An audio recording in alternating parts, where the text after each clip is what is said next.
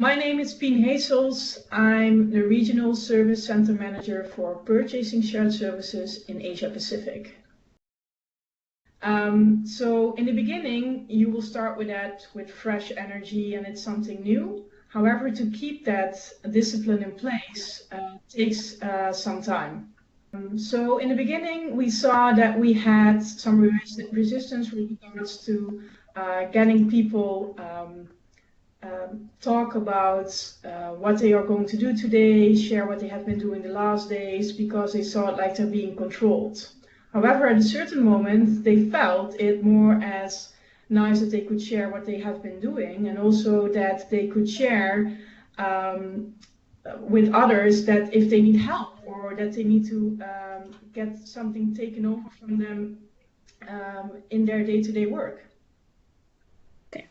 So in the beginning, we had a lot of discussions about, is the data correct? At a certain moment, we came over that, also in the connect with our customers.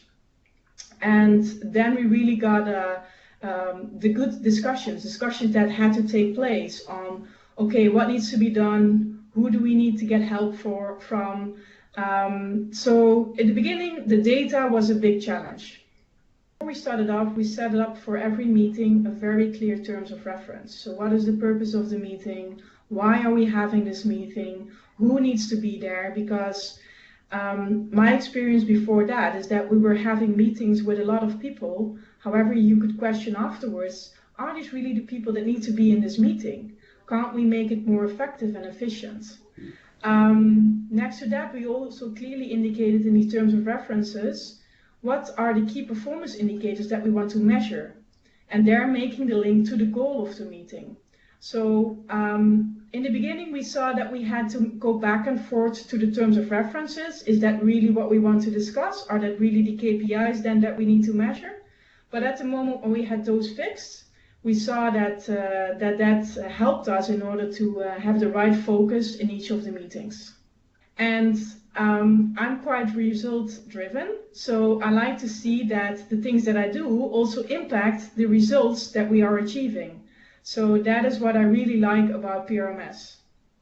Next to that, what we also see is that the KPIs that we started measuring 2 years back are less relevant now anymore, some of them. So what we have seen is that since we have been focusing on these KPIs, they're now to a level that they're good. So we can now focus on other things. So that is something that you see evolving when you keep on using PRMS. And throughout the months, we saw that maybe the target that we have set was a little bit too ambitious. So the good thing about PRMS is that we know that upfront, and you don't get a surprise at the end of the year. So although that sometimes you set too ambitious targets, it will not be a surprise that you cannot achieve them. What we have seen is that while we were discussing KPIs and how we could influence them, that we saw that we had to make process adjustments.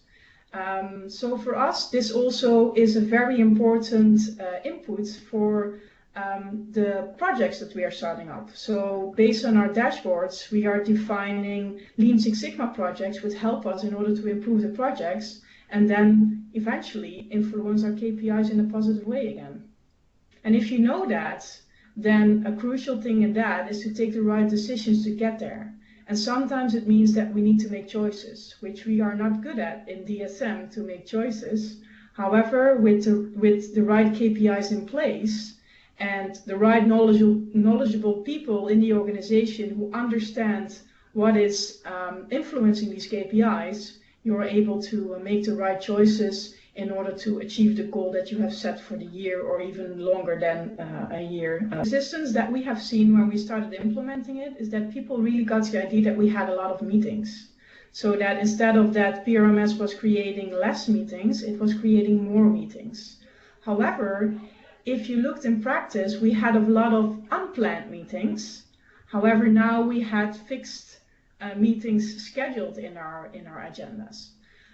So in the beginning, really people were doubting, do we really need this meeting? Do we really need to sit again with each other? Can't we just connect when it's needed?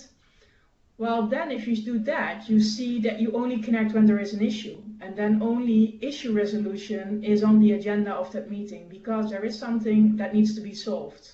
However, what you want is solve the issue that we have, however, also prevent that it happens in the future. And preferably even maybe even to recognize it up front so that you already know by looking at the dashboards together in a meeting that potentially an issue could happen there. These meetings should be action oriented. So what we saw within purchasing shared services is that we had a lot of meetings where we talked a lot. However, it did not really end up in actions and action owners who would take up these actions.